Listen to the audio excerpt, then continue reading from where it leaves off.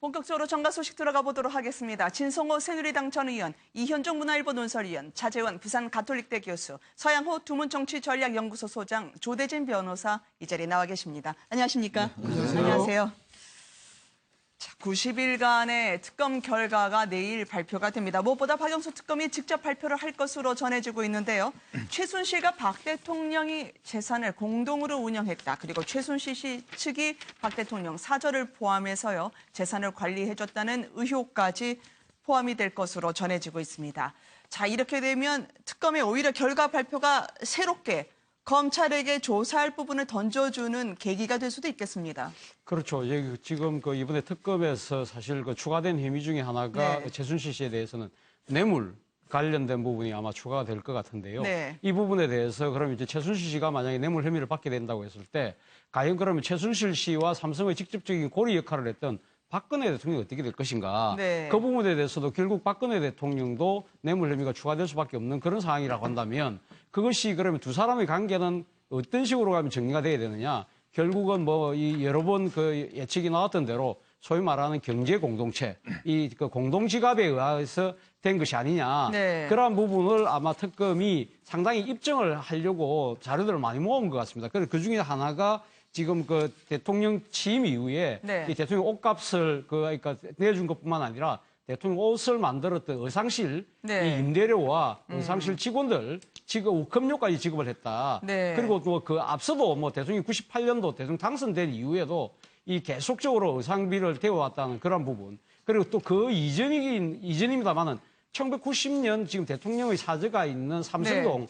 사저를 사실 계약을 할 때 이 최순실 씨의 어머님 돌아가신 2004년도에 돌아가셨죠. 네. 임선희 씨가 직접 가서 이 대리 계약을 했고 그런 것들을 본다고 하면 그것이 결국은 박근혜 대통령의 재산 자체를 최순실 씨 일가가 오래전부터 해왔던 것이 아니냐. 네. 그렇기 때문에 그러니까 지금 삼성을 통한 이 최순실 씨의 경제적 이득 자체가 결국은 지금 박근혜 대통령과 최순실 씨가 같은 공동지갑을 이용했다고 한다면 네. 박근혜 대통령의 경제 이득으로 연결될 수밖에 없다는 그러한 논리를 내일 발표를 할 것 같습니다. 그런데 여기에 대해서 벌써 지금 유영아 대통령 측 변호인은 네. 벌써 그런 부분을 아마 이 기자들을 통해서 이야기를 들었겠죠. 네네. 그렇기 때문에 그 부분에서 강력하게 지금 부인을 하고 있습니다. 그렇기 네. 때문에 내일 발표가 구체적으로 나오고 난 뒤에는 청와대가 또 조목조목 여기에 대해서 그렇죠. 아마 반박을 하지 않을까 생각입니다. 네.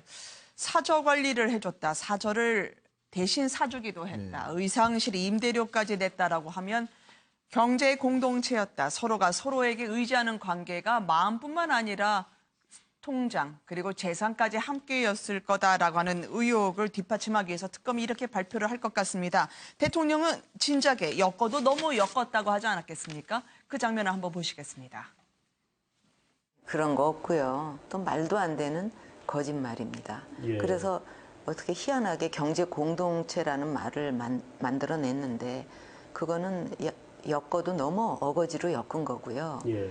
또 그 경제 공동체라는 말은 암만 생각해도 이상하니까 예. 특검에서도 철회를 했어요. 그럴 정도로 예. 말이 안 되는 얘기들이죠.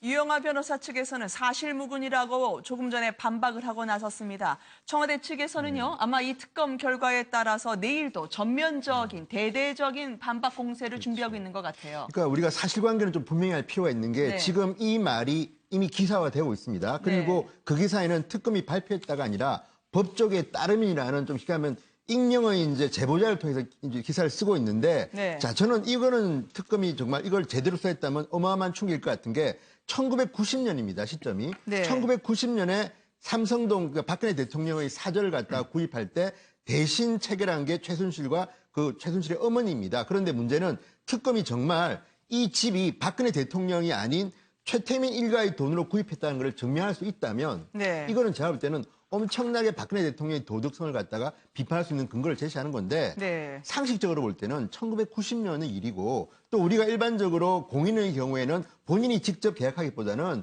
쉽게 하면 공인중개사 이런 곳에 자기 대리인을 보내는 경우가 많습니다. 그렇다면 최순실 씨와 임선희 씨가 과거에도 박 대통령의 사적인 일을 대리했다는 걸 볼 때는 단순히 박 대통령이 돈을 갖다가 대신 가서 낸 것인지 아니면 정말 최태민 일가의 돈으로 집을 사줬는지 이 두 개를 갖다가 특검이 분명하게 규명을 해야지 이게 만약에 잘못되면 네. 논란이 오히려 가중될 수도 있겠다. 그래서 저는 이거는 6일 날, 그러니까 내일 특검이 어떻게 이 문제를 발표하느냐 조금 주시해 볼 필요가 있을 것 같습니다. 무엇보다 그 관계가 취임 이후에도 계속이 됐다라고 특검이 보고 있는 것처럼 나와서 말이죠. 그렇죠. 이게 대통령이 이제 그 이런 한 푼 받지 않았다라는 이야기로 이제 본인의 결백을 주장을 했지 않습니까? 네.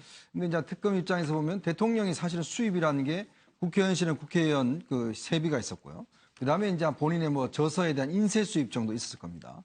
대통령이 된 다음에는 대통령의 어떤 나오는 그 월급과 그다음에 이제 인쇄 수입이 있었을 텐데 문제는 아마 대통령이 그동안 매년 어떤 그 이 재산 신고를 할 때 실제로 거의 모든 그 이 세비 자체는 그 모든 수입, 그러니까 저 월급이죠. 네. 이걸 전부 다 저축을 했습니다. 그러니까 대통령의 재산이 매번 늘어났죠. 그러니까 삼성동 자택과 함께 대통령의 재산이라는 게 이제 그 대통령이 받는 그런 월급 정도인데 문제는 이제 그동안 대통령 취임 이후에 고영태 증언에 따르면 거의 한 1,000여 벌 정도의 옷 자체를 이제 대통령이 이제 해줬다는 것이거든요. 네. 그러면 그 금액이 이제 만만찮을 텐데 문제는 이제 그 금액을 과연 어떻게 전달했느냐. 지난번에 이제 윤전추 행정관이 이제 그 증언한 바 따르면 이 사건이 조금 불거진 이후에 대통령한테 최순실한테 대통령이 봉투를 노란 봉투를 줘서 전달해 준 적이 있다라고 이제 증언을 했지 않습니까? 네. 그러면 과연 그 돈이 얼마인지 그리고 또 이제 예를 들어서 그 돈이 그동안 해왔던 그 의상비나 가방값 이것을 전체가 다 부담했는 것인지 아니면 이 사건이 터지고 난 다음에 조금 문제가 될 것 같으니까 그냥 돈을 갖다가 갚는 신용을 했는 것인지 이런 부분에 대한 이제 아마 특검의 조사 결과가 나올 것 같고요. 특히 아마 네. 특검이 내일 발표하는 조사 결과에는 대통령한테 질문하고자 싶었던 이야기들이 좀 할 것 같습니다. 특히 이제 그 박영수 특검이 네. 여러 가지를 하면서 특히 대통령과 최순실과 관계뿐만 아니라 왜 CJ그룹에 그렇게 이제 그 가혹하게 했는지 뭐 이런 네. 등등이라든지 그동안 특검이 해왔던 여러 가지 의문점에 대해서 일단 좀 의혹을 푸는 정도의 수준의 발표는 일지 않겠는가 그렇게 예상을 해봅니다. 네. 무엇보다도 최순실 일가의 재산이 2천억 원이 훌쩍 넘는 것으로 보고 있다라고 하는 특검의 전원이 나오고 있습니다. 이와 관련해서 최순실 일가 재산 무엇보다 박정희 전 대통령의 도움으로 불려졌다고 최순실의 이복 오빠 최재석 씨가 누누이 이야기를 한 바 있었는데요. 이 모든 고리들이 어떻게 풀릴까요? 함께 영상 보시겠습니다. 지하실은 뭐 200평이라고 나와도 200평은 아니고 100평 조금 덜 되는 창고야. 채권, 그다음에 CD라고 양도성 그다음에 금괴, 그다음에 골동품 같은 거. 부동산 1,000억 정도보다는 무지하게 많았어. 좋지. 그거 그 새마을 병원을 봉사단 만들 때 그 양반이 힘이 없으니 그걸 어떻게 해 만들어. 우리 아버지가 무슨 그때 뭐 갑부도 아니었는데. 그래 이제 우리 집안 형편이 그때부터 좀 낮은 건 사실이야. 박근혜 대통령의 도움으로 그게 된 게 아니고 박정희 대통령의 도움으로 그게 활성화된 거야 그게. 호기롭게 출발했던 특검이 얘기했던 두 가지가 아직은 밝혀지지 않았습니다. 유사종교 의혹도 파보겠다고 했고요. 또 수십 년 된 바로 최태민 일가의 재산 형성 과정에 대해서는 아직까지 나온 게 없었었는데 이 부동산 부분까지 어쩌면 내일 밝혀질지 모른다고 해서 기자들의 촉각이 곤두서 있어요. 네, 일단 특검에서 그 국세청과 그 도움을 받아서 네. 그 최태민 씨 일가 때부터 추적된 재산을 추적해 오지 않았습니까? 네. 그래서 그 규모가 어느 정도 조사되었는지 뭐 언론 보도상으로는 그 중에서 아주 일부분 한 200~300억 정도의 차명으로 보유된 재산만 밝혀졌다고 하는데 사실상 애초에 최태민 씨가 박근혜 대통령을 영예 시절에 만나기 전에는 불광동 전셋집에 살았을 정도로 가난했는데 네. 그 이후에 임선희 씨에게 물려준 돈이 수천억이 됐고 임선희 씨가 그거를 강남에 있는 일대 부동산을 투자해서 현재의 네. 최순실 일가, 최순득, 최순춘, 최순실의 2~3천억 정도가 넘는 재산을 보유하고 있는 걸로 나타나고 있습니다. 그중에서 최순실 씨는 강남구 신사동의 미승 빌딩 등을 비롯해서 한 200~300억 정도 가량이 지금 공식적인 재산이고 이것 네. 이외에 한 100~200억 정도를 특검팀이 파악했다고 하는데 이 재산 말고 공소시효가 지나서 확인하지 못한 것까지 합치면 1,000억 원대의 규모가 넘는다고 하는데 과연 내일 특검에서 최순실 씨와 그 최태민 일가로부터 받은 최 씨 일가 전체의 재산 규모가 나올지 귀추가 주목된다고 할 수 있겠습니다. 부동산 보는 눈이 있었던 걸까요? 아니면 권력의 따스한 배려나 관심, 지원이 있었던 걸까요? 일단은 뭐 최순실 씨가 그 최태민 씨부터 정권의 도움을 받아서 네. 그 자금이라든지 어쨌든 도움을 받아서 그 자산을 불려온 건 사실인 것 같고요. 그리고 지금 현재로는 금액 자체가 뭐 2, 300억 정도 최순실 씨 스스로의 그 개별 자산은 그 정도밖에 없는 걸로 보여진다라고 지금 알려지고 네. 있는데 사실상 국민들은 국정농단을 이 정도까지 광범위하게 했는데 이것밖에 없을까라는 의구심을 갖고 있는 게 사실이거든요. 네. 사실상 뭐 해외 재산이 뭐 몇천억까지 있는 걸로 보인다라는 의심성 보도도 나왔었는데요.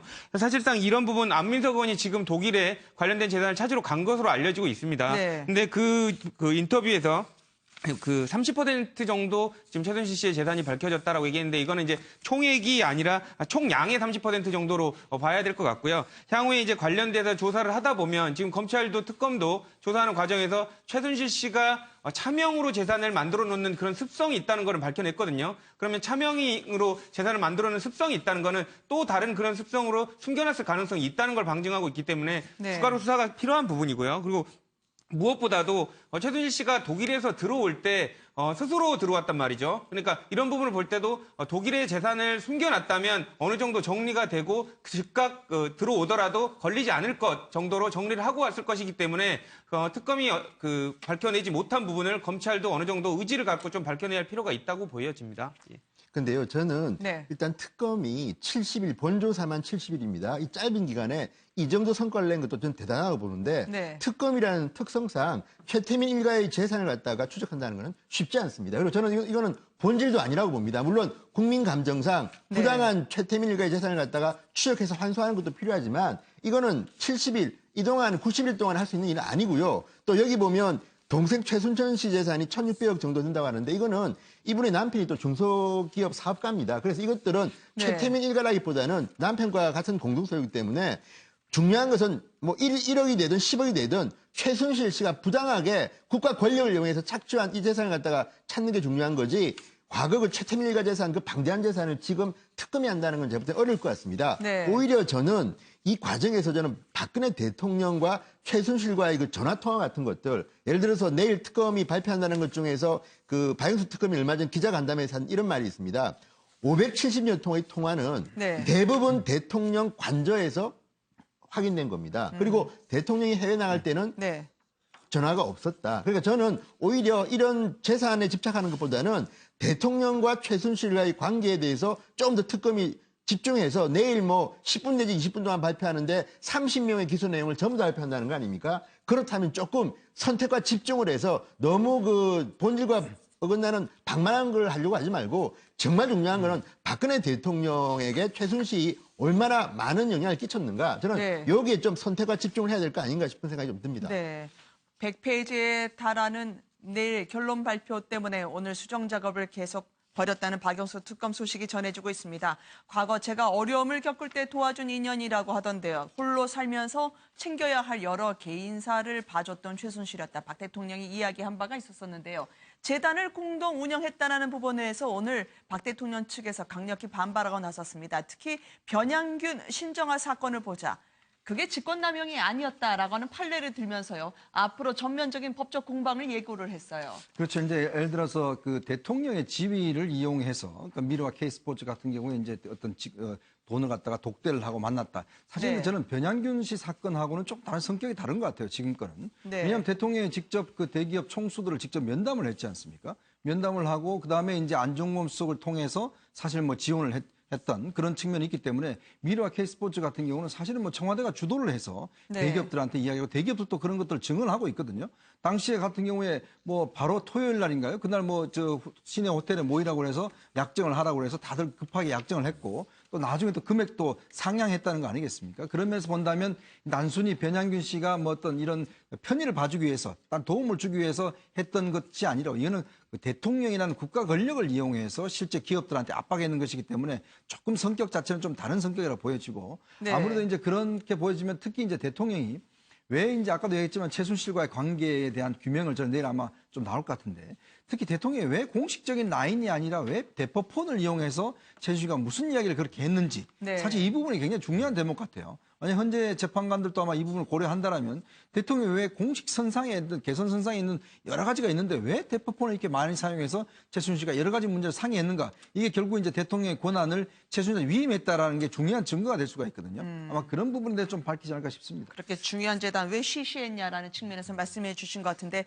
이 대리인단은 일정이 최후별로도 다 하고 끝난 줄 알았더니 오늘 헌법재판소에 제출했다는 의견서 왜 변양균, 신정아 두 사람을 지목을 한 걸까요? 어쨌든 지금 대선 후보 그 지지율 1위가 문재인 전 대표이기 때문에 노무현 정권에 관련된 부분을 연관성으로 뭐 정치적으로 공격하려는 부분도 있어 보입니다. 근데 이제 법률적으로만 봤을 때 박근혜 대통령 대리인단도 그 변양균 장관의 이런 사건과는 좀 많이 성격이 다르다는 게 분명하거든요. 근데 왜 이 사건을 들먹였는지 자체에 대해서 정치적 의도가 있는 걸로 보여지고요. 일단 설명을 해드리면 변양균 전 장관 같은 경우에는 관련돼서 기업들한테 그러니까 서로 친분이 있는 기업한테 후원을 해달라고 요청을 한 것은 맞습니다. 하지만 지금 박근혜 대통령이 기업들한테 관련된 기업의 약점들을 파악하고 나서 그 부분을 언급하면서 지원을 요청한 것은 엄연하게 성격이 다르거든요. 그러니까 이런 부분은 엄연하게 성격이 다름에도 불구하고 이런 부분을 같은 연장선상에서 마치 같은 논리로서 꽤 맞춰가지고 그 서면을 냈다는 것 자체가 좀 납득이 안 되고 좀 네. 이렇게 정치적으로 같이 묶어가려는 그런 의도가 더 보이는 것 같습니다. 신정아 씨 사건으로 해가지고 오히려 국면을 조금 다른 곳으로 전환해보자라고 하는 그런 의도도 있었을 거라고 보시나요? 그러니까 제가 볼 때는 이거는 이제 사실은 법적인 측면에서 접근한 겁니다. 변호사적 접근에서 뭐냐면 네. 당시에 변양균 전 실장이 자기가 아는 기업체들한테 이 신정아 씨와 관련하고 있는 미술관을 좀 후원해달라. 네. 그래서 이거를 갖다가 강요 혐의로 기소했는데 무죄가 나왔습니다. 그러니까 당시 법원의 판단을 보면 특별교부서의 지원 이런 압박은 유죄지만 네. 민간 기업에 대해서 자기가 알고 있는 미술관에 도움을 좀 달라고 했던 요청은 무죄라는 건데요. 이것은 아까도 여러분들이 말씀하셨지만 변양균 전 실장의 어떤 공무원이 고급 공무원이 자기가 아는 사람들한테 기업체들에 대해서 미술관 후원을 강요한 것과 대통령이 직접 대기업 총수를 독대하고 그다음에 경제수의 관여에서 대통령이 말씀이다 그래가지고 돈을 모은 것 그리고 규모도요. 저거하고 이거하고는 정말 수십 배 차이 아닙니까? 네. 그러니까 이게 어느 정도 법률적으로는 헌재 호소할 수 있는 뭐 이런 요소가 있을지는 모르겠으나 차원이라든지 또는 성격이 너무 다른 것인데 뒤늦게 이 박근혜 대통령의 대리인들이 하나 찾아낸 것 같습니다. 그냥 이런 것들을. 그래서 낸 건데 네. 이게 대세에는 큰 뭐 지장이 있을 것 같지는 않습니다. 네. 무엇보다도 재단을 공동 운영하는 게 두 분만의 비즈니스 모델이 아니었겠느냐라는 과거로부터의 그런 역사를 캐묻는 작업이 있을 것 같아요. 그렇죠. 아무래도 이제 재단과 관련해서는 역대 대통령이 보면 이렇게 이제 재단에 대한 출연을 요청한다는 이게 정경유착의 사실은 어떤 면에서 보면 굉장히 중요한 고리 아니겠습니까? 예, 특히 이제 재단 형태를 통해서 대기업들한테 투자를 해달라. 이렇게 한 것은 그동안 보면 대기업들도 뭔가 이제 준조세 차원에서 사실은 뭐 투자를 했고 네. 그런 걸 통해서 사실 본인들의 민원을 해결해 왔다는 것이잖아요. 근데 아마 이번에 이제 박영수 특검이 그 기자간담회를 하면서 중요한 한 이야기가 뭐냐면 요번에 재관계가 가장 초점을 맞췄던 게 두 가지인데 그 하나는 최순실의 국정농단 부분하고 하나는 정경유착 부분이었다는 이야기를 하거든요. 그리고 또 이 재판과 관련해서도 상당히 세 개의 재판이 될 것이라고 이야기를 한 게 뭐냐면 네. 결국 그동안 관행화되어 왔던 이런 어떤 대기업들의 어떤 이런 출연 이런 것들이 과연 정경유착의 뇌물죄에 뭐 포함이 되느냐 아니면 그냥 강요죄냐 이런 부분에 대해서 한번 새로운 판결을 받고 싶다는 의지가 있는 것 같습니다. 그런 것들은 앞으로 우리 기업과 어떤 그 정권과의 관계 이런 면에서 중대한 어떤 전환점이 되지 않을까라는 생각입니다. 네. 이렇게 대리인단이 막바지 지금 일주일을 남기고 다시 새롭게 의견서를 내고 하면 박 대통령과 긴밀하게 소통이 이루어지고 있는 걸까요? 박 대통령은 지금 어떤 생각일까요?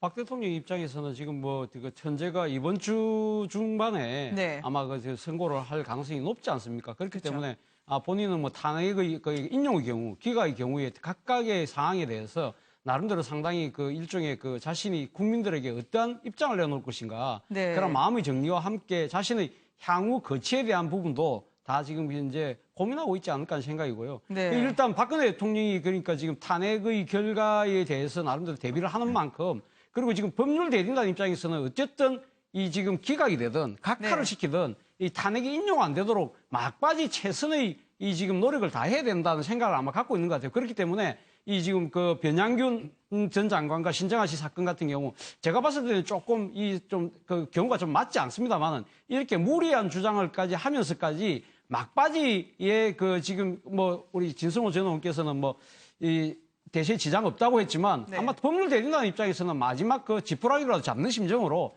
모든 걸 다 지금 현재 제출하는 것 같은데 네. 지금 뭐 헌재의 입장은 분명해 보입니다. 헌재의 입장은 뭐 최종 변론은 끝났고 지금 팽의를 하는 과정이기 때문에 아마 선고 기일을 그것 때문에 늦춘다든지 그렇다고 해서 또 선고 그러니까 팽의의 내용 자체가 흔들린다든지 그렇게 가능성은 높아 보이지는 않습니다. 네. 특검의 수사 결과가 직접적으로 헌재에 영향을 미치지는 않습니다. 왜냐하면 네. 국회 소추위원단도 특검의 수사 자료를 증거로 제출하지 않았고요. 네. 그리고 대통령 대리인단도 그 문제에 대해서 특검의 수사 결과에 대해서 증거 채택하는 것에 동의하지 않았기 때문에 네. 현재 채택되지 않았습니다. 그럼에도 불구하고 특검이 수사 결과를 발표했을 경우에 아마 헌법재판소에 영향을 주는 국민들 여론과 언론의 반응들이 아마 헌법재판관들의 간접적으로 영향을 줄 수밖에 없기 때문에 아마도 특검 전체 수사 결과에 대해서 부정하고 전체적인 총론에 대해서 반대 의견을 제시하지 않았을 경우에는 헌법재판 판결에도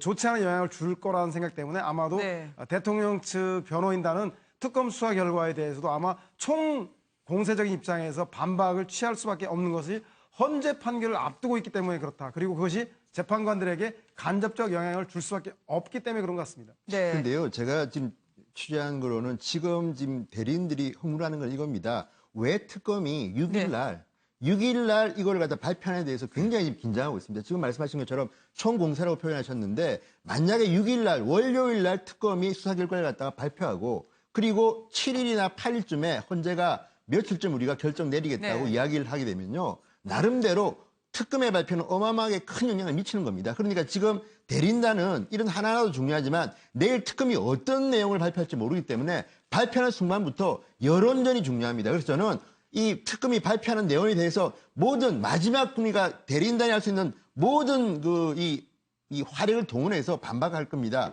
그렇지 않으면 자 빠르면 목요일 내지 금요일 날에 이제 결정이 나오는 겁니다. 네. 그렇다면 대리인단은 지금 얼마나 힘들겠습니까? 게다가 아까 저는 이 신정아 사건을 예를 든 거 보고 재밌는 거는 최근의 트렌드는 또 이게 아니었습니다. 대리인단의 최근 트렌드는 각하였습니다. 네. 이거는 아예 헌재의 결정 대상이 되지 않는다 했는데 이렇게 법리적인 논쟁을 갖다 시작한 것을 보면 지금 헌재는 각자 대리하면서 할 수 있는 모든 화력을 퍼부을 것이다. 그래서 저는 이번 주 일주일은요. 자, 헌재나 자, 지금 국회 측이나 대리인 측이나 어마어마하게 중요한 한 주가 될 것 같습니다. 네. 사실 뭐 오늘 지금 보도를 보면 벌써 지금 특검이 내일 발표하는 내용에 대해서 우리가 앞서 이야기했지만 일부 그 결과가 나오고 있지 않습니까? 그러니까 네. 박근혜 대통령과 최순실 씨가 경제 공동체라는 부분에 대해서 구체적인 여러 가지 사례들이 나오니까 바로 지금 이러한 부분들이 특검의 그 수사 결과가 헌재의 그 판결에 미칠 영향을 우려해서 벌써 지금 대통령 측에서 지금 유영하 대변을 내세워서 미리 지금 반박문을 내고 있습니다. 그래서 네. 앞서도 제가 말씀드렸지만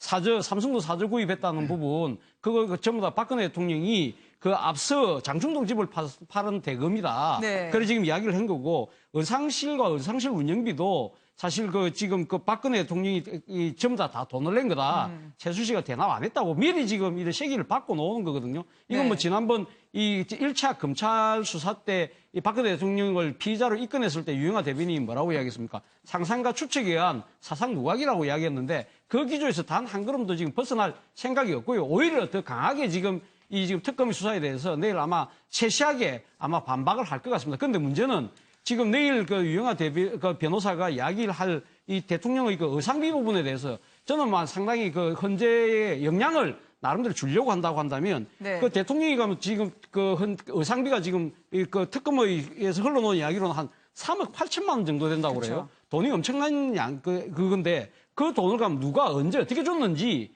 이걸 가면 예를 들면 계좌를 공개를 해서 일출금 내역이라도 이 제대로 제시를 해야 네. 그것이 설득력이 있지 않을까 하는 생각입니다. 네. 정치적 여론전을 특검이 펼치고 있다라고 이야기를 하는 것이 박근혜 대통령 측입니다. 무엇보다도 총공세, 이제 총력전을 펼치는 양측일 텐데요. 지금 태극기 집회를 보니까 그동안 나오시지 않으셨던 분이 눈에 띄더라고요. 피보다 진한 물이 아니다라고 직접 입증하고 싶었던 것 같습니다. 박근영 전 이사장이 나오던데요. 네. 언니는 억울하다라고 하는 게 주제였습니다. 뭐 결국 뭐 손이 안으로 굽는다고 할 네. 수가 있겠죠. 뭐 아무래도 가족 끼고 하니까 그동안 사실은 뭐 이 두 분과의 어떤 교류는 거의 없었다고 지금 알려지고 있지 않습니까? 네. 공식 행사에서 보는 것 이외에는 특히 참 아이러니한 게 이 두 사람의 관계가 멀어진 게 결국 이제 최태민, 최순실과의 관계 때문에 그렇지 않습니까? 그렇죠. 사실 뭐 그동안 보도 여러 차례 나왔지만 최태민 씨가 결국 이제 당신이 대통령이 되려면 가족과는 좀 멀리 해야 된다. 뭐 그런 이야기 때문에 결국은 가족화하고 특히 또 유영재단을 둘러싸고 사실은 이제 다툼이 심했지 않습니까? 그렇죠. 당시에 뭐 최태민 씨가 있을 때 또 이제 두 분이 사실은 박근영 씨가 노태우 대통령한테 사실 탄원서까지 올렸었고 그 이후에도 사실은 뭐 여러 가지 분쟁이 많았었는데 결국 이제 아무래도 지금 상황 같은 경우는 뭐 대통령의 탄핵에 대한 그런 힘든 상황이니까 네. 가족으로 좀 응원하기 위해서 어떤 신동욱 씨하고 이제 나왔는데 사실은 뭐 좀 뭐 어떤 면에서 좀 늦은 감도 좀 있죠. 네. 그리고 또 사실은 그동안 여러 가지 또 두 분들이 TV에 나와서 이 최태민 씨에 대한 공격을 많이 했어요. 특히 네. 또 이 탄핵 국면에서 사실 그런 의혹들을 좀 불러일으키는 상당히 기여를 한 부분도 또 있습니다, 사실은. 이제 그런 거기 때문에 아무래도 두 분 같은 경우는 이제 가족으로서의 어떤 그런 마지막 도리를 좀 하는 것 같습니다. 네. 무엇보다도 헌법적으로 대통령이 탄핵받을 만한 일을 하지 않았다라고 하면서 상당히 요즘 들어 더더욱 목소리를 높이고 있는 자매, 여동생을 보고 있습니다. 그러니까 저는 일단 박근혜 대통령이 지금 탄핵 과정에 있는 것은 네. 대통령이 된 뒤의 일 때문입니다. 과거 일이 아닙니다. 그런데 박근영 씨는 그렇게 말씀하십니다. 자, 국정농단 최근 1년만 보지 말고 30년 넘게 국민들한테 봉사한 대통령을 봐달라는 겁니다. 그런데 저는 박근영 씨의 호소가 네. 태극기 집회에 나온 많은 분들한테는 상당히 짠한 감동을 줄 거는 같습니다. 그리고 저는 지금 태극기 집회에 참석하시는 분들이 다양한 분들이 참석합니다. 어떤 분들은 박근혜 대통령이 잘못했다고 하시지만 네. 미래를 걱정하고 또 하나는 너무 이제 이 보수의 미래가 불투명하고 나라가 걱정된다고 나오신 분들이 많은데 그런 분들이 박근영 씨의 저 말을 들으면요 정말 감동받습니다. 그런데 지금 순간에는 이런 생각이 좀 듭니다. 그 가족끼리 문제도 중요하지만 국민에 대한 문제 아니겠습니까? 그래서 네. 저는 박근영 씨가 저런 말씀하시면서도 국민에 대한 말씀도 이제는 조금씩 하셔야 되는 거 아닌가 하는 생각이 좀 듭니다. 네. 그러니까 박근영 씨가 그 아까도 팔은 안으로 굽는다는 얘기를 해주셨는데 박근영 씨가 예전부터 그 노태우 대통령이나 이런 그 대통령 앞으로 편지를 보낼 때 우리 언니가 잘못했다는 얘기를 하지는 않았거든요. 우리 네. 언니가 잘못된 게 아니라 다른 사람 때문에 우리 언니가 잘못 판단하고 있다는 취지로 편지를 썼던 걸로 봐서 이제 지금은 그렇게 느끼고 있는 것 같습니다. 아, 이렇게 느꼈던 게 결국 우리 예상대로 최 씨 일가 때문이었구나. 그러니까 우리 언니는 이용당한 불쌍한 사람 이렇게 보호하고 싶은 생각이 드는 것 같고요. 네. 근데 하지만 이제 의원님께서 말씀 주셨듯이 결과야 어쨌든 그리고 과정에 관련된 부분은 재판을 통해서 밝혀지겠지만 국민들은 박근혜 대통령을 불쌍한 사람이라기보다는 증거가 있는데 지금 부인하고 있다라고 보고 있기 때문에 이런 부분에 관련돼서는 재판 끝날 때까지 지켜봐야 된다라는 말씀 좀 드리고 싶습니다. 대통령의 최후 변론과 상당히 비슷한 이야기를 많이 하시더라고요. 아니 재단에 대기업이 기부하는 건 당연히 문화융성과 일자리 창출을 위해서 수익 받는 사람이 부담을 해야지. 또 최 씨가 대통령에게 옷을 전하고 만나다 보니까 쪽지가 오고 간 거 아니겠느냐라는 취지였습니다. 그 뭐 동생이 언니 편은 네. 그 혈육의 정의라고 이해할 수도 있겠지만 저는 그렇게 바라보기보다는 유경재단을 놓고 최순실 박근혜와 박근영 씨 간의 고륙 상쟁을 보면 제가 볼 때 과연 자매지간이었냐 할 정도로 아주 그 쟁투가 심했는데요. 지금의 이 문제도 언니에 대한 그 혈육의 정도 있겠지만 오히려 최순실 박근혜로 이어지는 소위 최태민 일가로 축적된 재산에 본인의 지분도 포함되어 있는데 이것이 만약에 부정하게 축적되었거나 부정하게 이루어진 돈이라고 한다면 그 만에 하나 정부에게 부정 축제된 재산이 환수되거나 이런 네. 우려가 있기 때문에 경제적 공동체로서 서로 같은 주머니를 지키기 위한 경제적 이득을 취하기 위한 네. 것은 아닌지 좋게만은 보이지 않는 것들이 그동안 박근영 씨와 박근혜 씨가 유경재단을 둘러싼 갈등 때문에 더 그렇게 보입니다. 그래도 또 진심이 있겠죠. 본인은 지금 워낙 어렵게 살고 있는 사람이라고 하지 않았겠습니까? 그렇죠. 지금 어쨌든 박근영 씨 내외는 빚만 많은 분들입니다. 그리고 네. 어쨌든 박근혜 대통령이 최순실 씨하고는 저렇게 전화도 많이 하고 했지만 네. 박근영 씨 부부하고는 거의 전화 통화도 안 하고 만나지도 않았던 것 같습니다. 그렇다면 이분들이 어떤 생각을 하시겠습니까? 제가 볼 때는 박근영 씨는 그런 생각도 들 겁니다. 단순히 언니인 것도 있지만 박정희 대통령의 딸 아닙니까? 두 분 다. 그렇다면 대통령의 가족이고 그 언니가 조금 더 훌륭한 모습으로 이제 마지막을 장식해야 되는데 이런 식으로 대통령직 내려온다면 하는 걱정도 있을 것이고요. 네. 또 하나는 신동욱 씨, 그러니까 남편의 영향력 좀 있는 것 같습니다. 왜냐하면 신동욱 씨는 박근영 씨보다는 조금 더 정치적이고 생각을 많이 하시는 분 같습니다. 그분의 생각이 뭐 옳다 그르다를 평하기 전에 그렇다면 이 두 부부가 저렇게 뛰는 것은 뭐 박근혜 대통령을 위하는 것이겠으나 저는 이런 생각도 좀 듭니다. 어떤 경우에는 아무리 본인이 눈물 나고 하더라도 때로는 국가의 이익과 국민의 네. 이익을 한번 생각해야 되는데 지금 저렇게 하실수록 저는 보수가 점점 축소지향적으로 너무 뜨겁게 지금 김문수 전 지사도 지금 나와서 말씀하시는 거 보면 그분의 진심 같기는 하지만 그렇게 하면 보수가 결국은 보수 내에서 쪼개져 가지고 열혈 지지자들층의 생각 또 하나는 좀 개혁적 보수 또는 뭐 변하고 싶은 보수 간에 또 갈리는 건데요. 이럴 때는 너무 감정에 흔들리기보다는 언니에 대해서 본인이 하고 좀 쓴소리라도 좀 지금은 할 때가 되지 않나 생각이 듭니다. 보수 이야기를 하셨었는데요. 지금 바른정당에서도 그동안 약간 색깔이 뭔지 잘 모르겠다라는 분들에게 바로 이거다라고 카드를 제시하기라도 하듯이 김무성 전 대표가 부본부장 백의종군하면서 오늘 박근혜 대통령을 향해서 직격탄을 날렸습니다.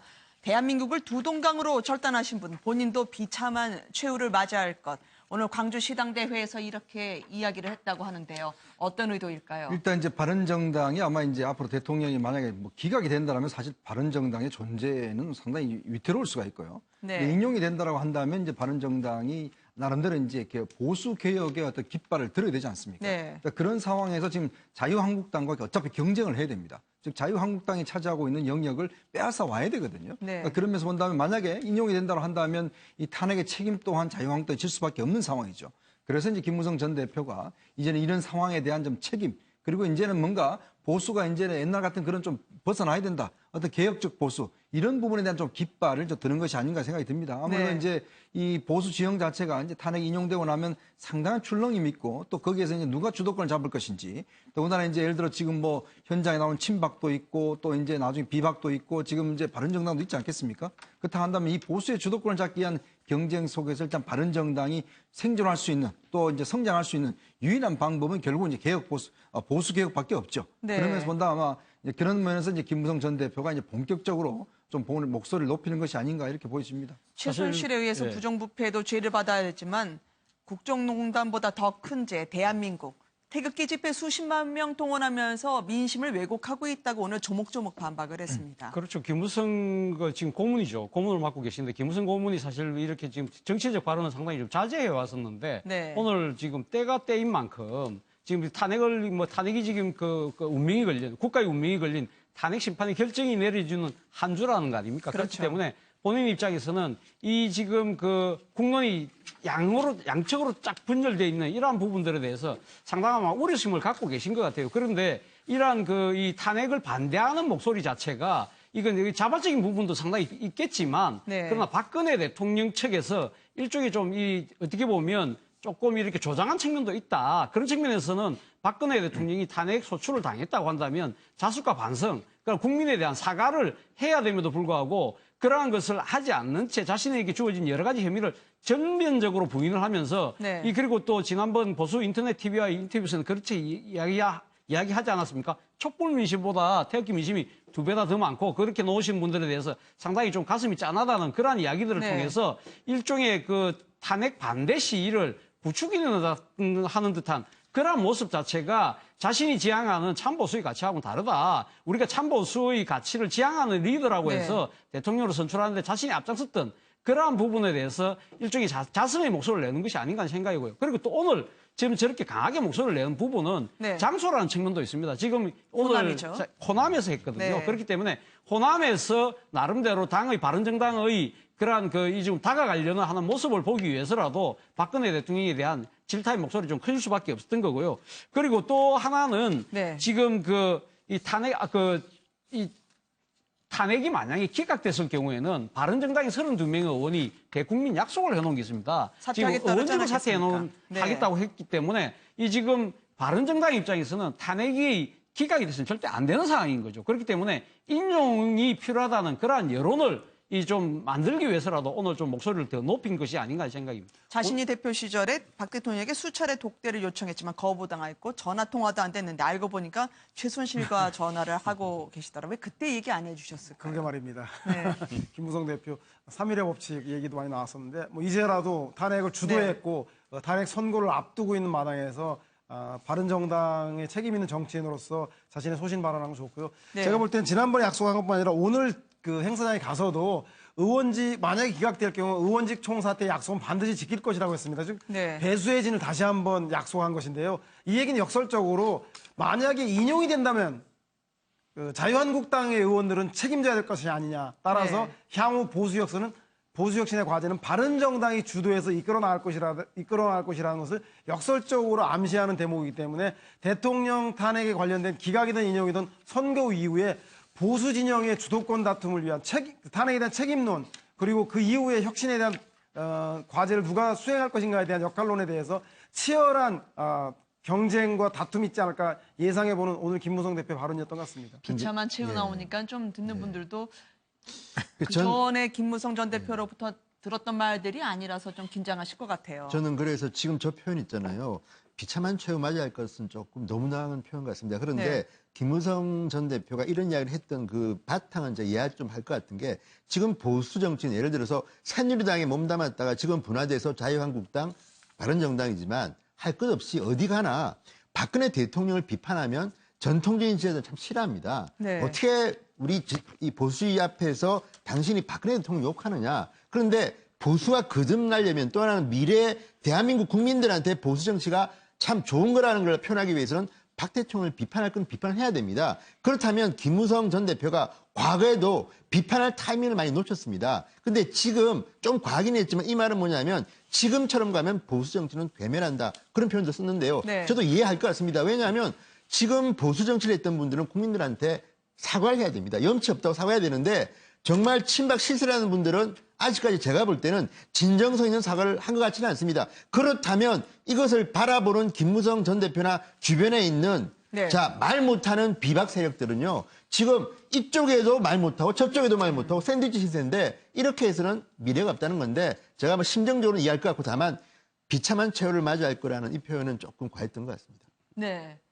아무래도 지금 김무성 전 대표는 오늘 황교안 권한대행에 대해서도 이렇게 이야기를 했습니다. 대통령 후보로 나선다면 나쁜 사람이다.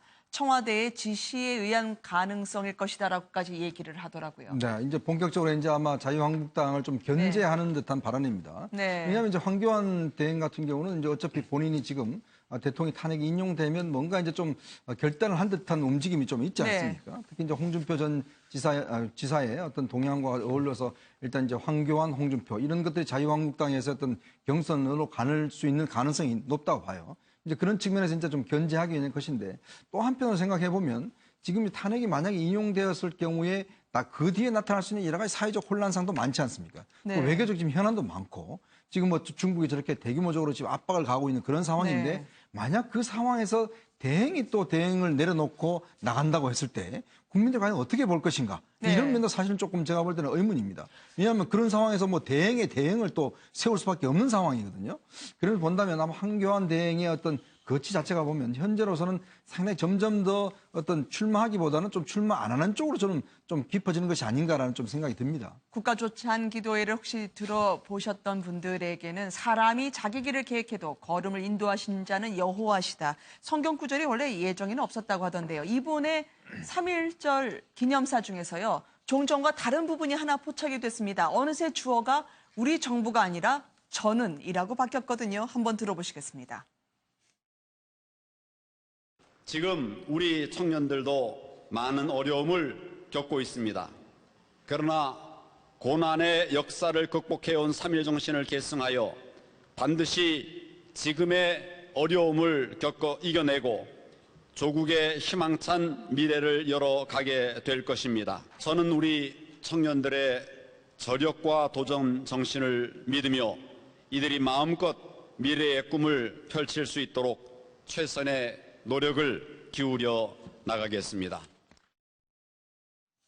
단어 하나, 조사 하나에도 상당히 신중을 기하는 황 대행에게서 저는이라는 말이 나온 걸 예사롭게 보지 말라라고 하는 분석이 있더라고요. 그렇죠. 뭐 지난번 시계도 왜 논란이 됐지 않습니까? 네네. 그러니까 그 반짝이는 황교안 대통령 권한대행 시계요. 황교안 총리가 아니라 대통령 권한대행 황교안 총리라고 그 새겼던 부분도 상당히 네. 논란이 나왔습니다만은 황교안 대통령 권한대행 입장에서 뭐 우리가 좋게 생각을 한다고 한다면 네. 자신이 대통령의 권한대행에 초점을 맞추기보다는 당장은 지금 이제 대통령의 그 준하는 그러한 권력을 가지고 국정을 제대로 운영하겠다는데 초점 방점 맞춘다고 한다면 좋게 볼 수도 있는 거죠. 그러나 네. 지금 본인 스스로가 지금 대권 출마에 대해서 지금 NCND 전략, 부정도 긍정도 하지 않는 모호한 전략을 통해서 일종의 지지율을 지금 상당히 끌어올리려는 네. 그러한 그 정치적 속셈이 있다는 것이 대체적인 관측이지 않습니까? 그런 상황에서 자신이 너무 그러니까 권한 대행보다는 대통령에다 방점을 두는 부분에 대해서는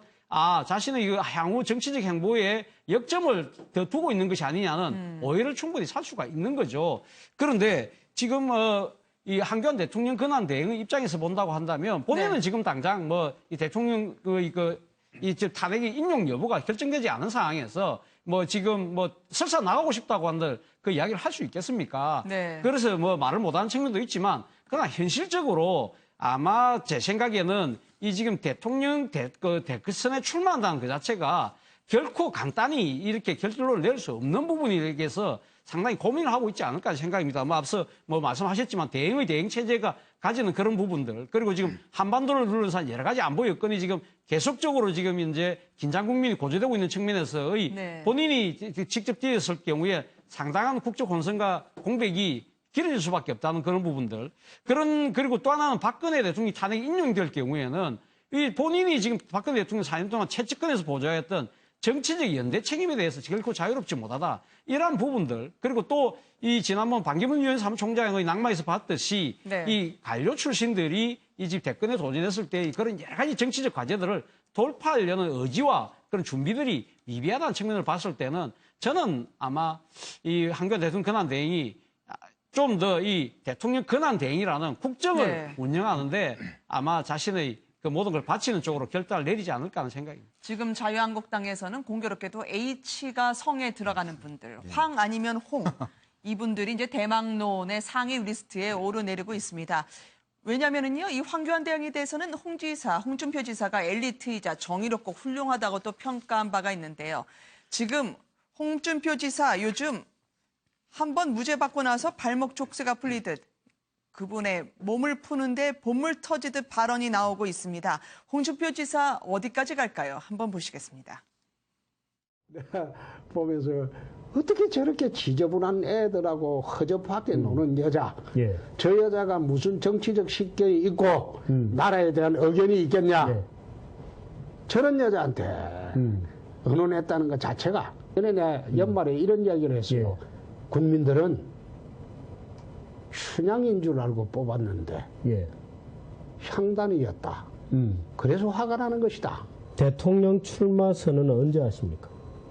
어느 진영의 후보가 되기 위해서는 내 출마 선언은 안 할 겁니다. 탄핵이 결정되고 난 뒤에 정치 상황을 보고 내 결정을 하겠습니다. 문재인 정부는 어떨 것 같습니까? 그거는 뼛속 깊이 잡아지.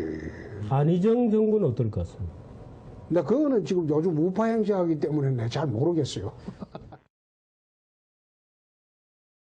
무엇보다도 언론을 너무나 잘 알고 있는 홍준표 지사, 어떤 말을 하면 일면에 나올지 정확하게 아는 사람으로 유명을 했죠. 최순실 씨에 대해서도 난잡한 애들하고 노는 허접한 여자라고 이야기를 한 바가 있었었는데요. 홍준표 이사의 이 거침없이 터져나오는 말들, 상당히 오랫동안 오히려 기획을 한 거친 말, 계획된 발언, 득실은 어느 정도 있을까요? 근데요, 제가 볼 때는 네. 홍준표 지사가 저렇게 이 험한 말 합니다. 심지어는 박근혜 대통령한테도 향단이라는 표현을 썼습니다. 그런데 네. 황교안 총리, 황교안 권한대행은 뭐라고 했습니까? 자기가 같이 근무했는데 그때 2호 검사가 황교안이고 나는 3호 검사였다고 했습니다. 네. 절대 황교안 권한대행을 비판하지 않습니다. 유승민 의원 마찬가지입니다. 지금 홍준표 지사가 이렇게 미디어에 유능한 사람이 왜 그러면 황교안, 유승민 등등 자기 경쟁자를 갖다 비판하지 않느냐. 네. 홍준표 지사는 아마도 본인이 바른정당, 자유한국당을 아우르는 여권의 후보가 될 준비를 하는 겁니다. 네. 저분이 입이 건질건질해서요. 노무현 전 대통령한테도 뇌물을 묻고 자살했다는 표현까지 쓸 정도로 강하게 표현하는 분이 입이 건질건질해서 황교안 권한대행을 비판 안 하겠습니까? 네. 그렇다면 아마도 홍준표 지사의 마음속에는 일단 박근혜 대통령과 관련해서 탄핵 결정이 나야 한다. 그때까지는 기다린다. 결정이 나면 언젠가 나는 입을 여는데 아마 나는 이 보수 전체의 대표주자로 나가겠다. 이런 생각을 하고 있는 것 같습니다. 네. 홍준표 지사는 결국 이제 싸움을 할 줄 아는 파이터죠. 네. 어느 지점을 정확히 이제 가격해야지만이 이제 여론이 들끓고 또 본인의 어떤 위상이 높아질 거라는 것은 아마 정확히 알고 있는 사람입니다. 네. 그러니까 처음에 등장했을 때 결국 이제 노무현 대통령과 지금 문재인 전 대표를 바로 겨냥했지 않습니까? 그쵸. 그리고 이제는 지금 또 어떤 박근혜 대통령도 겨냥하고 있어요. 박 대통령에 대해서도 잘못했다는 걸 이야기를 하고 있고 또 이제 한편으로는 자신의 그 황교안 대행에 대해서는 좋은 이야기를 합니다. 왜냐하면 열심히 하시라고 그렇게 총리 대행을 열심히 하시라고 그렇게 하고 네. 있는 것이고 또 이제 유승민 의원 같은 경우도 아까 말했듯이 또 어떤 연대의 대상이잖아요. 이제 그런 면에서 볼 때는 철저히 발언 자체가 보면 자신이 앞으로의 진로를 쭉 이야기를 하고 있는 이야기 같습니다. 그런 면에서 네. 볼 때는 사실은 이렇게 어떤 정치라는 게 물론 뭐 여러 가지 그 세력 관계도 있겠지만 저는 발언을 통해서 단시간 내에 지지율을 올리는 것도 상당히 저는 아무나 할 수 없는 일이거든요. 네. 그래서 뭐 볼 때는 물론 발언 자체의 어떤 문제점은 있겠지만 그 자체가 또 소용돌이를 일으키고 어떤 야권을 결집시키는 그런 효과는 충분히 있는 것 같습니다. 이 여권, 아까 말씀드렸던 메모, 정우택 원내대표와 박맹우 사무총장 사이에 황홍이라고 적힌 이 메모에서는 황과 홍 사이에서 고민하는 여권의 우려들 그리고 전망들이 엇갈리는 것 같습니다. 지금 여기 앉아 계신 패널분들께 여쭤봤습니다. 그러면 탄핵 심판 선고 이후에 결정을 여권이 내린다면 자유한국당은 과연 황과 홍 누구 중에 선택을 할까요? 여기 지금 앞에 보니까요. 황교안, 홍준표 이 제 좌우로 딱 나뉘는 거예요. 네, 일단 변호사님 들어볼까요? 일단 뭐 황교안 대행이 지지율도 많이 나오고 있고요. 네. 그 관련해서 지금 뭐 대안이 없는 걸로 보이지 않습니까? 그리고 홍준표 지사가 지금 뭐 막말로 인해 가지고 지지율을 얻는다고 하더라도 그 황교안 권한 대행 위치까지 올라가는데 또 그만큼의 시간이 필요할 것 같은데 어쨌든 황교안 권한 대행을 뭐 단일수로 보고 아마 지지를 할 가능성이 높아 보이고요. 그게 아마 선거의 승리까지는 바라지 않더라도 최소한 보수에 어느 정도 지분을 확보하는 데는 그게 더 빠른 방법이라고 보입니다. 그리고 아까 지금 홍준표 지사에 관련돼서 막말 관련된 부분을 얘기했는데 뭐 저는 정치는 잘 모르지만 국민의 한 사람으로 얘기를 드린다면 네. 국민의 한 사람으로서는 홍준표 지사의 저 막말이 되게 불편합니다. 왜냐하면 본인의 지지율을 올리기 위한 정치적인 퍼포먼스로 생각할 수도 있겠지만 정치적인 소신하고 막말은 다르거든요. 정치적 소신이라는 건 본인이 주장하는 거를 상대방을 설득을 해가지고 본인의 입장을 전달하는 건데 네. 한 번이라도 홍준표 지사가 남을 막말에 아닌 설득을 해가지고 같이 융합하는 정치를 보여준 적이 몇 번이나 있었나요? 국민들은 그 점이 불편한 거고요.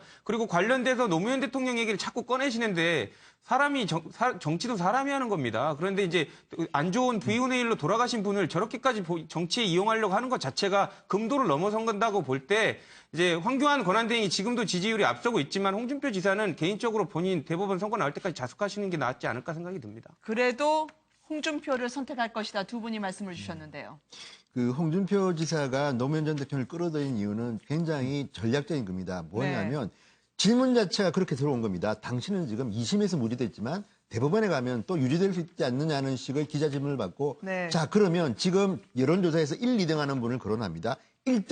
1등하는 문재인 전 대표는 저거대장이 뭐 뇌물 보고 표현은 저는 인정하지 않습니다. 굉장히 품격이 낮은 표현이지만 그렇게 이야기해서 일단 문재인 전 대표를 갖다가 비판하고 2등 후보는 안희정 네. 지사입니다. 실제로 정치자금법으로 실형까지 산 사람 아니냐. 나는 거기에 비하면 할 만한 사람 아니냐는 걸 갖다가 이제 강조한 겁니다. 그리고 그 다음에 등장한 말이 뭐냐면 기자들이 또 물어보니까 사실 나도 내가 지금 말이 좀 센 거 알고 있다. 그래서 캠프 차리면 훌륭한 분들 많이 모시겠다고 했습니다. 그러니까 제가 볼 때는 조 변호사님 말씀을 홍준표 지사도 아마 알고 있는 것 같습니다. 그럼에도 불구하고 저는 이런 식을 가지고는 대통령까지는 못 간다. 그렇지만 탄핵 결정 전까지는 충분히 이름값을 올렸다가 탄핵 결정이 난 뒤에는 아마도 저분이 다른 훌륭한 분들을 많이 참으로 끌어들여가지고 정책 발표하고 하면요. 나름대로 가능성이 있다. 다만 이제 황교안 권한대행은 훌륭한 분이지만 명분이 아직까지는 약하다. 네, 이현정 의원. 지금 이 대선판에서 이미 그 나가신 분이 계시죠. 네. 반기문 전 사무총장, 박원순 시장. 사실 이분들도 못 견딥니다. 이 대선판에서는. 네. 왜냐하면 이 대선판이라는 게 보시면 알겠지만 정말 생과 사를 왔다 갔다 하는 지금 정말 치열한 전투의 장 아니겠습니까? 네. 그런 장에 어떤 면에서 보면 홍준표 지사 같은 경우는 뭐 그동안 여당 대표도 하고 원내대표도 하고 이런 맵집이 있죠. 그래서 충분히 저는 견뎌낼 수 있는 그런 맵집이 있다 봅니다. 근데 이제 황교안 대행 같은 경우는 아마 이제 저는 반기문 사무총장의 전례를 보면 맞을 것 같아요. 네. 이런 판에 와서 과연 저 정도의 말을 하실 수 있으면 저는 괜찮은데 저 정도의 말을 못 하시면 이 판에서는 견뎌내기가 힘드실 겁니다. 네. 그래도 서영호 소장님은 네. 황교안 대행이 견뎌낼 거라고 보시는 건가요?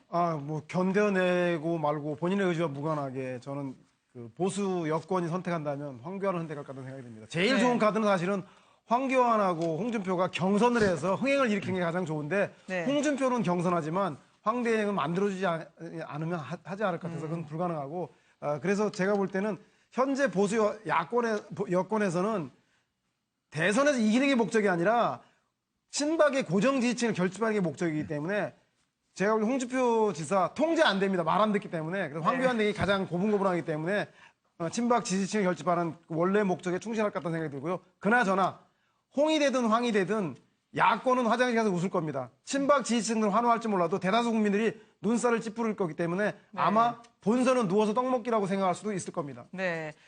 옆에 차주현 교수님은 여권이 변화구를 던질 거라고 생각하시는 것 같아요. 너클볼처럼 처음에는 황교안으로 틀다가 결국은 아니요, 그런 뜻이 홍준표로 아니라 간 건가요? 그러니까 아닌가요? 일단 1순위는 황교안이라는 거죠. 황교안 네. 대통령 권한대행이라는 뜻인데 황교안 대통령 권한대행이 안 나올 가능성이 크기 때문에 네. 만약에 안 나온다고 한다면 홍준표 경남지사 쪽으로 옮겨갈 수밖에 없지 않을까 하는 생각인데 네. 만약 황교안 대통령 권한대행이 출마를 선언하게 된다면 저는 뭐 구여권의 입장에서는 황교안 대통령 권한대행을 선택할 수밖에 없을 거라고 봅니다. 왜냐하면 일단 홍준표 경남지사가 네. 지금 박근혜 대통령과 또 그 박근혜 대통령과 같이 했던 친박계 핵심들을 뭐라고 그랬습니까? 양박이랬습니다. 양아치 친박이라고 그랬는데 그 정도로 그쵸. 지금 현재 자유한국당에 지금 주류를 형성하고 있는 사람들은 친박계입니다. 네. 친박계 입장에서 아무리 홍준표 경남지사가 나름대로 상당히 정치적인 하나의 싸움꾼이고 나름대로 정치적인 그런 추진력이 있다고 하더라도 선택하기 상당히 껄끄러운 거죠. 네. 왜 황교안 대통령 권한대행이라는 훌륭한 나름대로의 대안이 있음에도 불구하고 왜 그 홍준표 경남지사를 택하겠습니까? 그리고 사실 지금 자유한국당을 지금 구성하고 있는 주류 입장에서는 대선 승리가 쉽지는 않다. 네. 그렇다면 그 이유를 내다봤을 때라도 네. 향후 보수가 재편되는 과정에서 자신들하고 정치적 코드가 맞는 황교안 대통령 이 권한대행을 대통령 후보로 해서 서서 안 된다고 하더라도 황교안 대통령 권한대행을 중심으로 보수의 재편을 할 때 주도권을 갖고 갈 수 있다는 그러한 아마 두세 단계 더 넘는 그런 정치적 계산까지 이 셈법을 두드린다면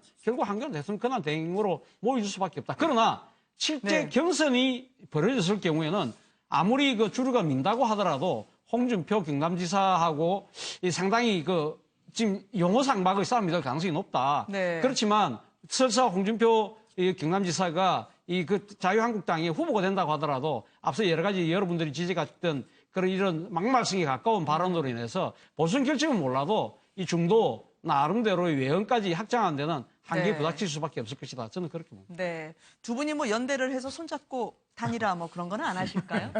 근데 저게 이제 경선 룰에 관한 건데 지금 민주당은 네. 이미 TV 토론에 들어가 있습니다. 그리고 그건 다른 정당이 볼 때는 굉장히 부러운 모습인데 네. 지금 다른 쪽은 경선 룰도 만들지 못하고 있고 만약 지금 지역대로 홍 지사하고 황교안 권한대행이 TV 토론을 한다고 가정합시다. 네. 제가 볼 때 흥행될 것 같고요. 또 하나는 이제 황교안 총리도 그렇고 지금 이 홍 지사도 그렇고 저는 TV 토론 나가면 좀 잘할 것 같습니다. 네. 첫째 황교안 권한대행은 국회에서 야당 의원이 그 송고 질문에 말하는 거 보십시오. 상당히 맷집도 있고 목소리가 또 좋습니다. 네. 그리고 홍 지사는 아시다시피 이 독설의 대가인데 그렇다면 네. 만약 TV 토론에 문재인 전 대표는 안희정 지사가 민주당 후보가 되고 안철수 의원이 국민의당 후보가 되어가지고 만약 TV 토론을 홍 지사나 이런 분하고 만난다고 가정하면요. 네. 물론 기울어진 운동장이기 때문에 민주당이 유리한 쪽은 있겠으나 TV 토론만 가지고 보면 홍 지사가 할 만한 게임 아닌가. 그래서 저는 국민 입장에서 볼 때도 선택폭도 넓어지고 오히려 홍 지사가 나오면 문재인 전 대표도 긴장하고 국민들을 위해서는 흥행은 네. 될 것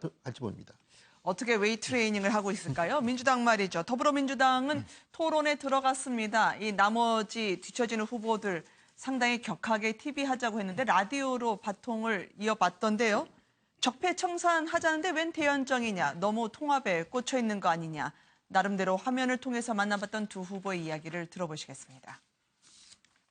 함께 할 수 있는 세력들, 그러니까 야권 세력들은 저는 뭐 함께 힘을 모을 수 있고 필요하다면 연정도 할 수 있다고 생각합니다. 네. 다만 대연정, 이 적폐 세력과 함께 손잡는 연정은 곤란하다고 생각합니다. 적폐 세력과 손을 잡거나 적당하게 타협해서는 저는 적폐 청산이 어렵겠다.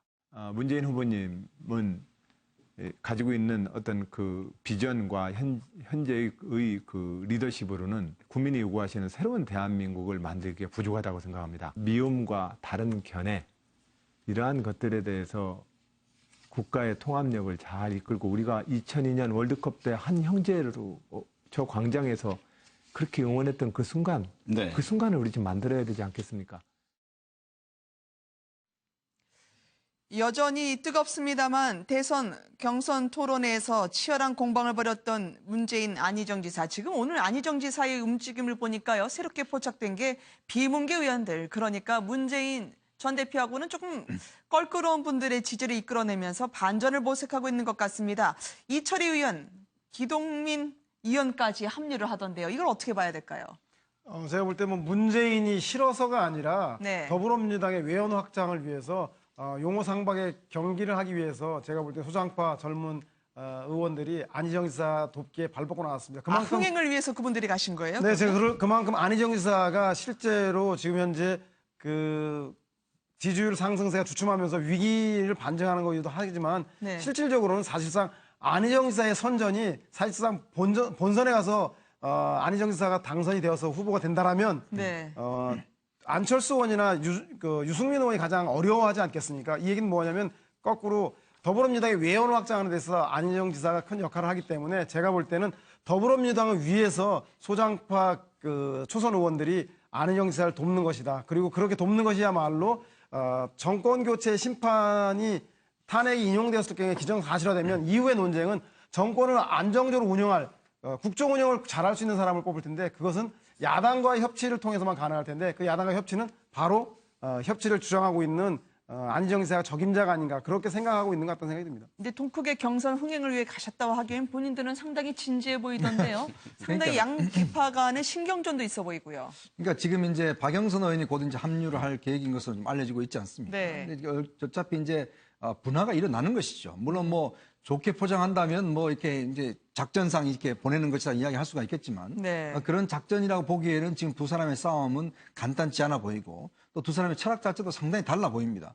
지금 그냥 TV 토론, 그러니까 지금 라디오 토론에서 드러났지만 기본적으로 대연정과 협치는 상당히 큰 네. 차이가 있거든요. 왜냐하면 연정이라는 것은 기본적으로 이쪽 세력을 인정하고 들어가는 겁니다. 근데 협치라는 것은 이제 지금까지 해왔던 게 협치의 수순이거든요. 네. 그러면서 볼 때는 문재인 전 대표가 지금 적폐청산을 이야기를 하고 있는데 저는 적폐청산을 어떻게 할지 참 궁금해요. 네. 그럼 예를 들어서 적폐청산이라는 게 국회의원들의 적폐청산 한다고 그러면 자유한국당 의원들 다 집에 돌아가야 되는데 이분들 집에 돌아갈 수 있는 방법이 없지 않습니까? 결국 선거를 통해서 심판받을 수밖에 없는 상황이거든요. 그렇지 않다라면 사실은 지금 국회 운영을 위해서는 국회 선진화법에 넘어야 되는데 선진화법에 네. 넘기 위해서 어떻게 됩니까? 결국 자유한국당하고 뭔가 손을 잡아야 됩니다.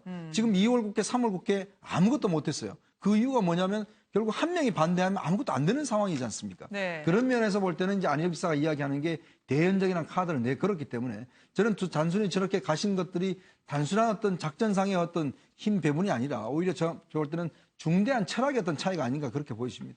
저도 뭐 네. 이현종 위원의 생각과 상당히 일치하는데요. 제가 오늘 그 같이 합류했던 의원 중에 이철희 의원이 이런 이야기를 했습니다. 문재인 전 대표가 데려온 분이죠? 모셔온 분이죠? 김종인 그럴까요? 네. 전 대표하고도 가깝고 물론 뭐 문재인 전 대표하고도 뭐 그렇기 때문에 이철희 의원 같은 경우는 뭐 그렇게 개파식이 그렇게 두드러진 측면은 없지 않습니까? 근데 이철희 의원이 한 이야기 중에 품넓은 진보라는 이야기를 했습니다. 그러니까 네. 지금 그 품넓은 진보 자체가 안희정 충남지사가 이야기하는 대연정, 협치, 뭐 이런 분권, 이러한 기조와 같은 맥락이 아니겠습니까? 그렇기 때문에 이 사실 지난번 선의 발언 이후로 안희정 지사의 지지율이 상당히 정체 또 네. 내지는 하락 국면까지 접어들었음에도 불구하고 소위 말하는 다시 좌클릭을 하지 않고 계속적으로 이 자신의 이 중도 외연 네. 통합의 행보를 계속적으로 간다는 측면을 좀 뒷받침하기 위한 하나의 이 정치적인 제수처가 아닌가 하는 생각입니다. 그래서 네. 오늘 폭넓은 진보, 싸가지 있는 진보를 이야기를 하는 걸 보면 아마 안희정 지사의 이 지금 경선 기조도 계속적으로 이 지금 중도 통합의 그런 노선을 갖고 가겠다는 하나의 이 실천적 다짐으로서 해석해야 되지 않을까 생각합니다. 네. 이분들이 좀 심상치 않다는 건 잠시 뒤에 저희가 말씀드리도록 하겠습니다. 경선 흥행을 위한 전략적 행보일까요? 아니면 문재인 친문 인사의 돌아서기일까요? 이분들의 이야기를 들어보시겠습니다. 오늘 세 분 의원님의 이 합류는 저에게는 전력 보강이자 경선 승리를 향한 결정적 계기가 될 것이라고 생각을 합니다. 안희정 지사를 지지하고 캠프에 합류하게 된 이유가 누구는 안 되고 누구는 되고 하는 그런 차원의 결정은 아닙니다. 다른 후보들도 좋은 카드지만 더 좋은 카드고 더 좋은 의미가 있겠다라는 생각 때문에 하는 겁니다. 그 멘토단의 단장은 아마 박영선 의원께서 하시게 될 것으로 그렇게 보고 있습니다. 박영선 의원께서는 아마 제 생각에 다음 주 중에 그렇게 멘토단 단장에 대한 입장을 밝히실 것으로 그렇게 생각을 하고 있고 이렇게는 내가 원하는 판이 아니다. 경제 민주화도 제대로 될 수 없다라고 생각하는 김종인 전 대표는 지금 어디에 있는 걸까요? 가신 분들 중에 좀 친분 있는 분도 있고요. 이제 탄핵 심판 결론이 나면 본격적으로 움직이겠다 하는데 그 마음이 어디로 움직일지 탈당을 한다에 공감을 하시면 O, 탈당을 하지 않고 그대로 남아서 안에서 도모할 것이다 생각하면 X를 들어주시기 바랍니다. 자, 패널 분들의 의견을 한번 들어볼까요? 탈당한다에 O. 이 두 분의 의견이 궁금합니다. 탈당하실 거라 보세요. 워낙 수동적으로 사셨던 분이라고 글쎄, 하던데. 저도 뭐 좀 탈당을 안 할 거로 좀 이제 예상을 했었는데 네. 최근에 그 행보를 보면 또 그러면 이제 최근에 그 뭐 여러 상법 개정안이 통과가 안 되고 등등 본인이 이야기했지 않습니까? 네. 그런 행보를 보면 이제 더 이상 아마 더불어민주당에 남아있는 미련이 좀 없어진 것이 아닌가라는 좀 느낌이 많이 들어요. 왜냐하면 특히 또 이제 안희정 지사를 그동안 뭐 돕겠다는 뭐 이야기 있었는데 안 지사가 사실 경선에 통과하기 힘들겠다는 아마 판단들을 좀 한 것 같고 그렇다면 본인이 이제 탄핵 그 이후에 뭔가 이제 밖에서 뭔가 한번 텐트를 한번 쳐보겠다. 그런 생각들이 좀 강하신 것 같습니다. 더 이상 또 제가 볼 때는 아마 의원직의 미련은 별로 없는 것 같고요. 네. 그래서 아마 조금 탈당하는 쪽으로 무게 중심이 좀 이전되고 있는 것 아닌가 저의 예상입니다. 저는 그 김종인 전 대표가 탈당하기가 쉽지 않다. 네. 사실 뭐 본인이 지금 탈당을 해서 지금 가질 수 있는 정치적 소득이 그렇게 본인이 꿈꿔왔던 것만큼 그렇게 네. 녹록지 않은 상황이다. 뭐 지금 이 반기문 전 유엔 사무총장이 낙마함으로써 소위 말하는 빅텐트 자체의 그런 가능성이 완전히 무너져 버렸지 않습니까? 네. 그리고 지금 이 또 다른 그 제3지대 한 축인 이 국민의당이 벌써 지금 경선 국면으로 지금 접어드는 분위기거든요. 그렇다고 한다면 본인이 지금 탈당하고 나서 본인이 설사 킹메이커가 아니라 킹으로 나간다고 했을 때 국민의당이 과연 김종인 전 대표하고 국민의당 후보로 선출된 분이 과연 또 다른 경선을 하려고 할까요? 네. 그렇다고 한다면 본인이 뭐 진짜 이거 독고다이식으로 본인이 혼자서 무소속 출마할 수밖에 없는데 그것이 과연 가능하겠느냐? 그런 여러 가지 그런 정치적 셈법에 생각을 해보면 그런 부분에서 가장 셈법이 능하신 분이 김종인 전 대표 아닙니까? 그렇기 때문에 저는 탈당하기 힘들 거다.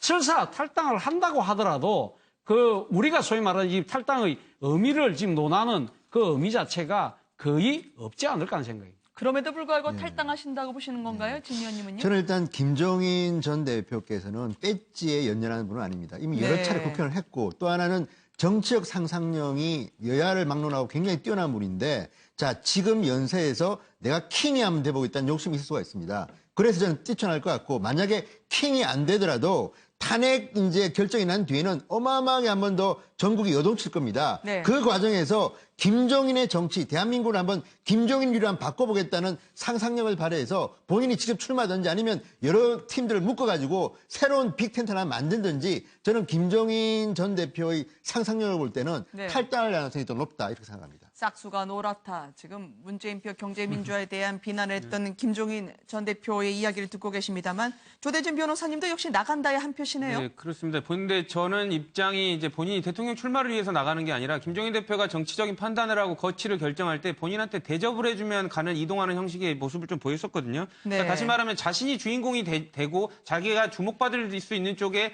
뭐 이런 정치적 의사를 만들어가고 가는 형국을 많이 보였습니다. 근데 지금 보면은 이제 민주당에서는 본인이 대접 못 받는 것 같은 같으니까 이동할 가능성을 좀 보이는 것 같고요. 그리고 이제 저는 한 가지 국민의 입장에서는 지적하고 싶은 게 저는 정치는 잘 모릅니다만은 본인이 예를 들면 모셨던 지금까지 예를 들면 뭐 정치의 멘토로서 뭐 같이 함께했던 사람들 중에 비판 안 하고 나왔던 사람이 한 명이라도 있었나요? 이런 모습을 볼 때 앞으로는 본인의 정치적인 거치가 아니라 국민들을 위한 정치적 판단을 했으면 좋겠습니다. 서영호 소장님은 나가나 안 나가나 이 판에 큰 의미가 없습니다. 그렇기 때문에 안 나가실 것 같고요. 듣는 김종인 전 대표님은 좀 섭섭하시겠어요? 아니 뭐 시길 많이 놓쳤죠. 개헌 열차 그리고 네. 제3지대 텐트 다 시기를 놓쳐서 지금 버스 지난 뒤에 손드는 격이고 관심은 별로 안 가질 것 같아요. 그래서 그 영향가가 별로 없기 때문에 안 나가실 것 같고 특히나 김종인 전 대표나 대선판에 영향을 못 주지만 문재인 전 대표에게는 아픈 그 점이 될 것입니다. 네. 안철수도 손학규도 김종인마저도 따라서 저는 문재인 전 대표도 잡을 것 같고요. 특히 안희정 지사도 저를 도와주십시오 하고 잡을 거기 때문에 잡는 사람이 유력 대선주자 1, 2위가 잡는다라면 김종인 대표가 더 나갈 이유가 없을 것 같다는 생각이 듭니다. 네. 그렇지만 나머지 문재인 전 대표로 이제 정권 교체를 원하지 않는 분들이 혹시 김종인 전 대표를 찾아가거나 그럴 일은 없을까요? 그럴 가능성도 있죠. 또 하나 저는 안희정 지사를 한 번 더 주목하는 게 아까 뭐 여러분들이 말씀하셨지만 네. 저는 안희정 지사가 칼을 뽑았다고 봅니다. 왜 그러냐면요. 엊그저께 1차 민주당 토론을 보니까 네. 최성 시장이 변수로 등장했습니다. 네. 그러니까 2, 3등이 1등을 공격해야 되는데 갑자기 처음 등장한 4등 후보가 2, 3등을 공격했는데 그중에서도 안희정 지사를 공격하기 시작했습니다. 네. 그렇다면 안희정 지사는 느낄 겁니다. TV 토론회 또는 토론회를 통해서 내가 문재인 전 대표한테 한번 공개하고 싶었는데 이것도 쉽지 않다. 그래서 저는 지금 명계남 강금실 전 장관이 지금 안희정 지지로 돌아서지 않았습니까? 네. 그래서 저는 안희정 지사가 과거에 본인이 안 하겠다고 했던 방법 줄 세우기도 지금 하는 것을 보면 지금 안희정 지사는 아마 강하게 프레셔를 가할 테고 네. 그러면 문재인 전 대표의 과정에서 김종인 전 대표가 안희정 지사 손도 들을 수 있다. 그렇지만 아까 저는 조 변호사 말에 동의하는 게 김종인이라는 카드는 본인이 주목을 받아야 되기 때문에 네. 조력자로서는 만족 못합니다. 그래서 저는 저분은 나을 것 같고 안희정 지사도 지금이 마지막이라고 생각하고 마지막까지 파이팅할 거로 저는 봅니다. 네. 김종인 전 대표의 거취와 관련해서 저는 가장 큰 그 변수는 이 탄핵이 인용이 되느냐, 기각이 되느냐가 네. 아닐까 하는 생각입니다. 중요한 인용이 말씀이세요. 되면 사실은 네. 뭐 조기 대선 국면으로 바로 돌입하기 때문에 사실 본인이 어떻게 할 수 있는 역할은 별로 없을 겁니다. 만약 기각이 될 경우에는 탄핵 기각에 대한 여러 가지 책임론이 야권에서 제기될 때 이 그 야권의 그 대선 구도 자체가 흔들릴 가능성이 있을 경우 그때는 나름대로 정치적 그 운신의 폭이 넓어지면서 본인이 적극적으로 나설 가능성이 크지 않을까 하는 생각입니다. 네. 저는 뭐 문재인 전 대표와 안희정 지사의 두 분의 그 연정과 적폐청산, 개혁이냐 중도냐, 진보냐 중도냐의 논쟁에 대해서 제가 한 말씀만 드리면 서로 진영 논리 이런 그 이념 논리로 빠지지 말고 민생 경제 복지 중에서 어떤 것을 연정할 것이고 어떤 것을 하지 않을 것이냐는 것을 가지고 구체적으로 경쟁하는 자리가 되면 국민과 유권자에게 훨씬 더 도움이 될 것 같다는 생각이 듭니다. 네. 절기상으로는 봄이 온다고 해서 내일 꽃샘추위라고 하는데 정치는 아직 빙하기입니다. 국민들 마음이 언제 녹을까요? 함께 일요일 해주신 여러분들께 감사드립니다. 고맙습니다.